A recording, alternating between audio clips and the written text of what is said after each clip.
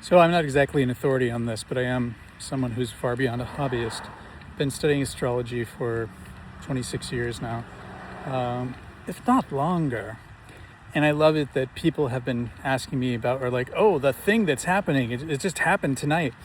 It's happening over many weeks because there's this alignment where a whole bunch of the slowest moving things we call planets in our solar system, even though Pluto's been demoted from being a planet, are lining up at 4 degrees in every other sign, which happens to be fire and air signs. And Jupiter is making itself a part of the pattern, which moves slowly, but definitely not as slowly as Uranus, Neptune, and Pluto. Like Uranus is famously just entered Gemini, Neptune has famously just entered Aries this year, and Pluto entered Aquarius, I think a year and a half ago. But they take many years. I know off the top of my head that Uranus takes about 7 years to go through a sign. It's happening in Gemini, which is where my sun is, and it is in the most public part of my chart. So like me talking about it is having something to do with Uranus energy, Gemini, disrupting what I'm known for, who I am, how people see me.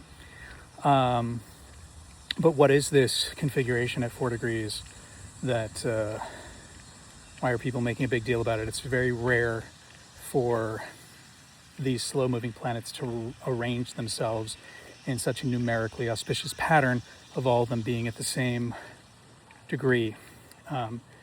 Because they're in every other sign, all air and fire, that's what's called a sextile. They're all yang signs, they're all active signs. Air and fire are active, whereas water and earth are passive. And when they're in this arrangement of sextile, which is a 60-degree arrangement, 40 degrees, 4 degrees to 4 degrees is 60 degrees, if each sign is 30 degrees,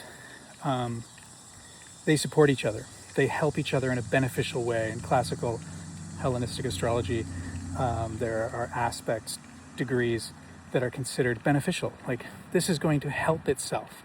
So Pluto is helping Neptune, and Neptune is helping Uranus, and Uranus is helping Jupiter, and Jupiter is opposing Pluto. And tomorrow, the 19th, Libra is getting in the mix and will be at 4 degrees in the morning, at least in Eastern Standard Time. It will be at 4 degrees Libra, which will add a really nice justice, harmonic, beneficial relationships and become much more personal, which is great. And we'll have that again in another 3 days or 4 days where it's at 4 degrees Saturn or Sagittarius.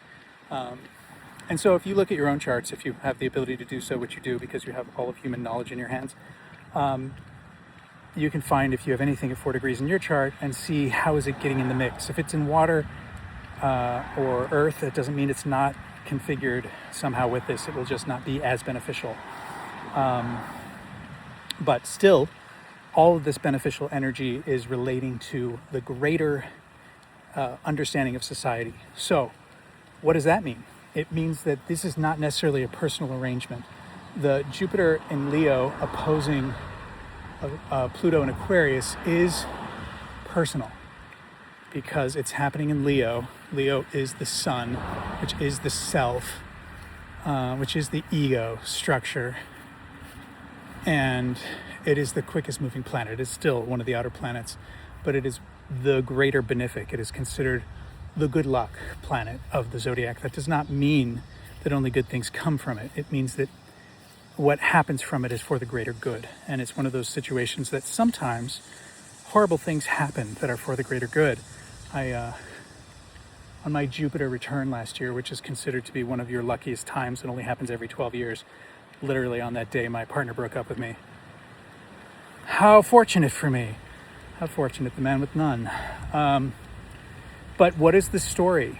If we talk about the self-opposing society, the greater benefic, the expander, the magnanimous Jupiter, Zeus,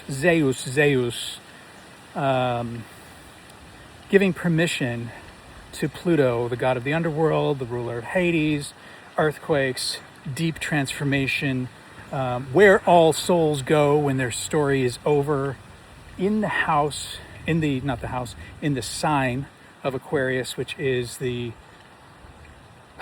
stories people believe in to be true.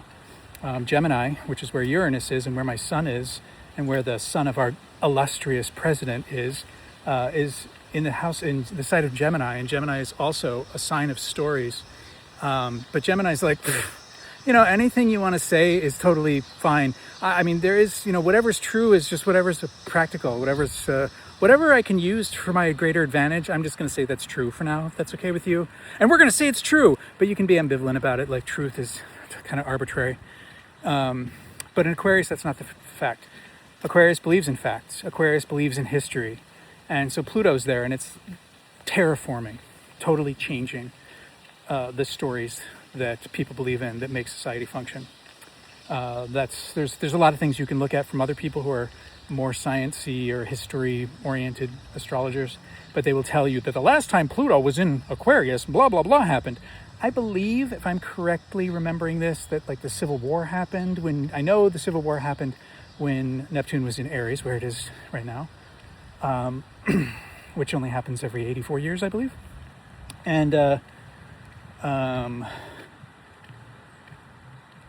the whole Uranus and Gemini thing, there's this signature that we always have significant war things happen in this country when Mars and Uranus are in Gemini together. But, let's not kid ourselves. This country is always at war. It's always been at war. There's only like 5 years that this country hasn't been at a war while it's been a country. So like, of course, there's significant war things happening all the time. You can like lump that into any astrological orientation. But what's the story? So we have this terraforming of the stories that hold society together, which happens every once in a while. This is a generational aspect. And right now it is being amplified by the self, by the magnificent, magnanimous,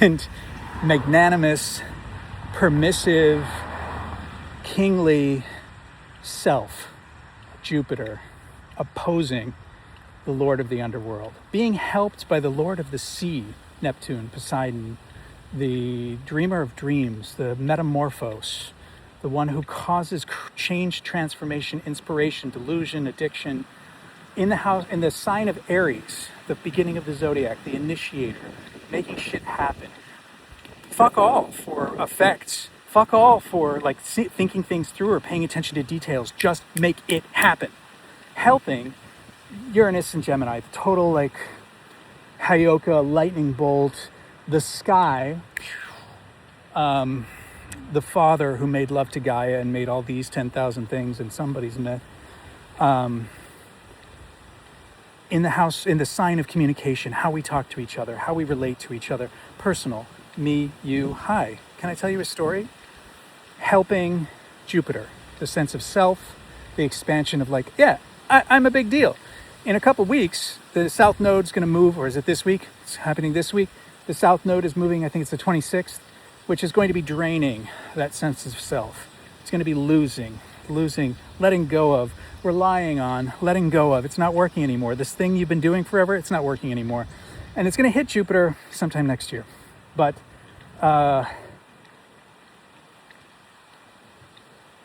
there is a large-scale societal understanding that the stories and the technologies, the way we communicate, the dreams and the actions that we take, devil may care, to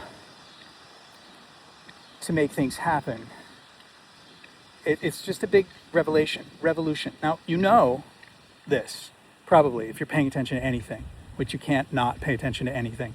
But a lot of people don't want to know the news. I understand. You don't want to know the news. But even if you're not paying attention to the news, you're going to hear somebody say something about like, oh my God, and then like in Iran, and then more, there's like nuclear, what?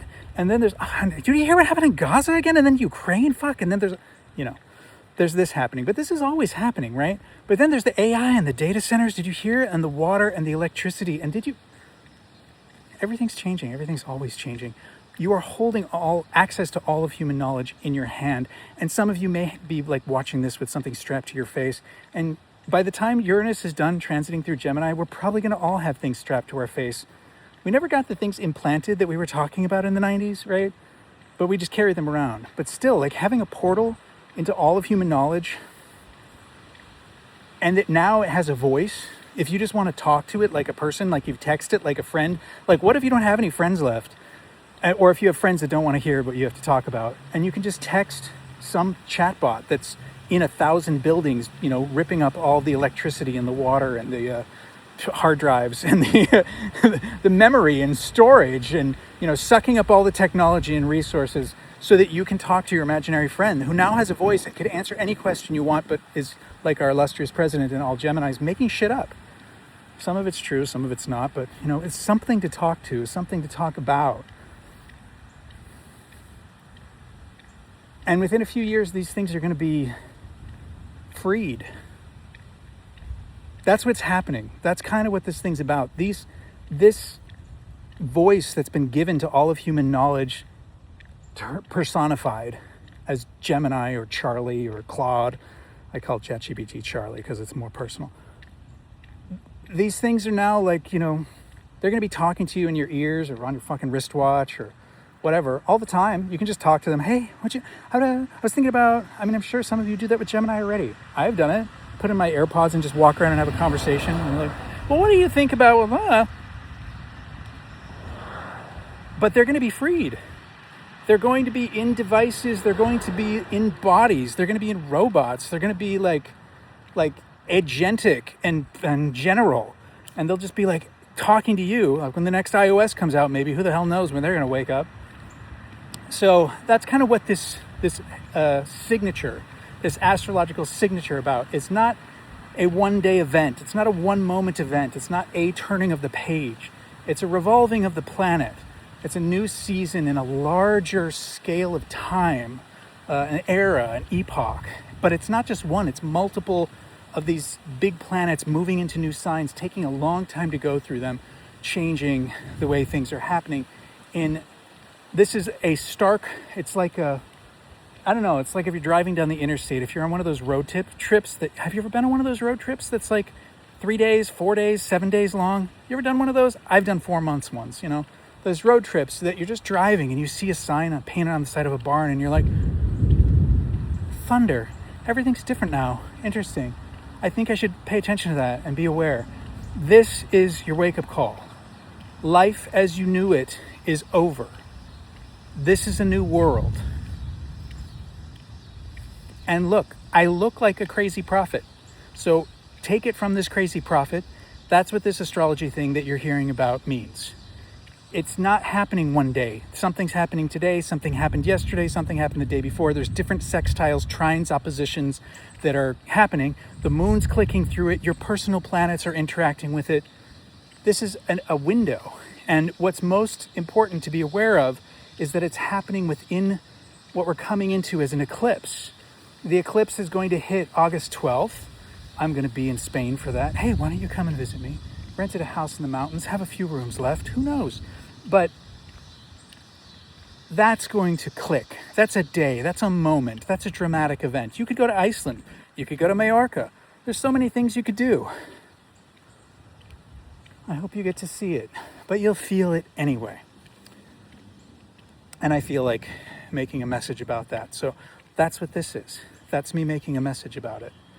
And I'm going to see what I can do to make this snappy and soundbitey, and then I'll post the whole thing too.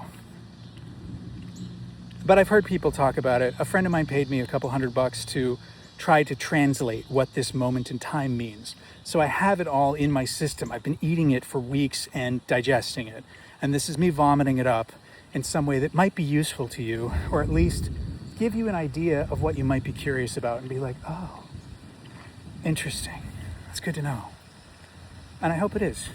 I hope that it gives you a sense of awareness, because one of my favorite writers wrote this series of books that he called Egypt, John Crowley, Egypt. And one of the theories that he put forth that I really love is that most people don't notice when the world ends. The world ends all the time. The people who do notice it are usually considered crazy prophets. And a lot of people die when new worlds start, because like when world ends and a new world starts, a lot of people are like, I don't want to live in that new world. And they just die of cancer or get hit by a bus or something. or overdose on drugs. Just like, I'm checking out, fuck this shit, I don't like this new reality. But most people don't notice it. They just buy a hot dog and fall asleep in front of the TV. It's fine. But if you're seeing this and you've watched this whole thing, you might go, oh, okay, this is what people are talking about. The world has changed.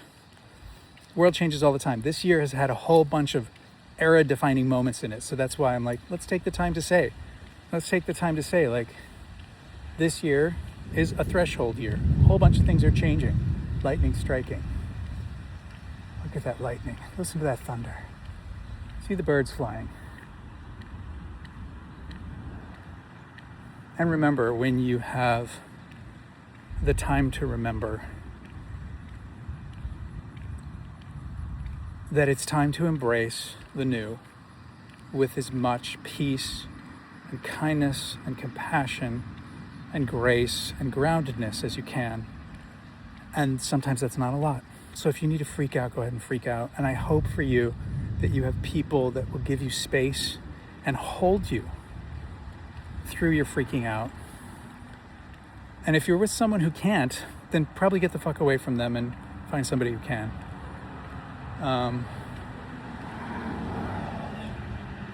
And if you just want to sleep through this, that's fine too, I guess. There's always a lot of people who need to be background characters and grist for the mill. So, you know, you can show up to the party, or you can just be, you know, somebody in the background. That's fine. And how do you show up to the party? I don't know, like this, but also like this. But also whatever it is you do. I don't know what the fuck I do, so this is one of the things I do, so that's why I'm doing this. I felt like I just have to do something, and I've been making videos like this for the last 2 weeks, being like, what can I post? Am I going to post this one? I don't even know, because I haven't been posting the other ones, but maybe someday I will. That's all. If you have any questions, you can ask me. I may ramble for 20 minutes to give you an answer, or 40 minutes, or 3 hours, because I'm not a short form kind of guy. I'm a long form kind of guy.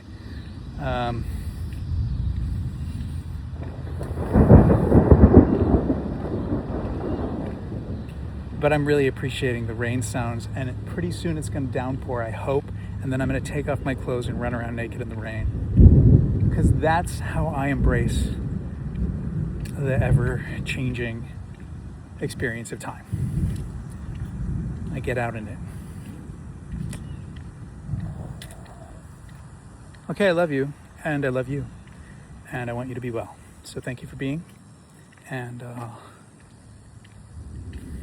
see you sometime soon.